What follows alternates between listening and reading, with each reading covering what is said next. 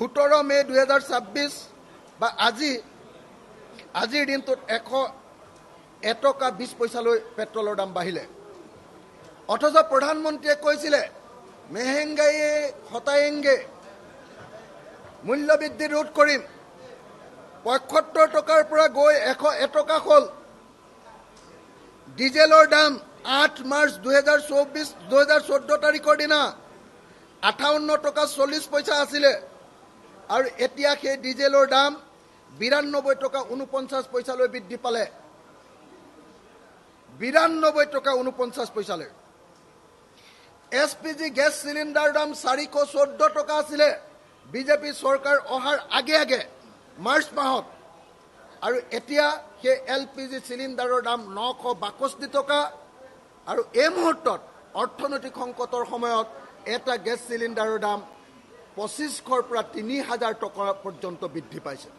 8 March 2014 তাৰিখৰ দিনা সত্যম নামৰ যিটো ৰদ আছিলে 2800 টকা, সেই ৰদৰ দাম এতিয়া 7400 টকালৈ বৃদ্ধি পালে।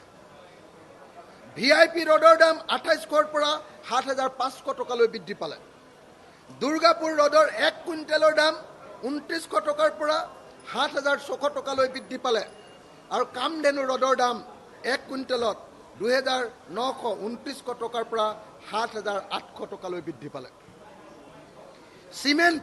চিমেণ্টৰ দাম কিমান বাঢ়ি গ'লে বিজেপি চৰকাৰৰ দিনত? মানুহে ঘৰ কেনেকে বনাব? টপচেম চিমেণ্ট 300 টকাত যিটো কিনিছিলোঁ 2014 চনত বিজেপি চৰকাৰ অহাৰ আগত, সেই টপচেম চিমেণ্টৰ দাম আজি 580 টকা। ডালমিয়া চিমেণ্টৰ এবেগৰ দাম 300 টকাৰ পৰা 590 টকালৈ বৃদ্ধি পালে।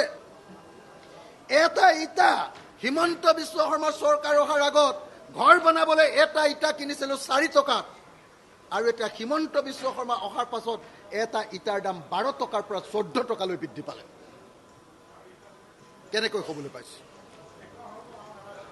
1 ট্ৰেক্টৰ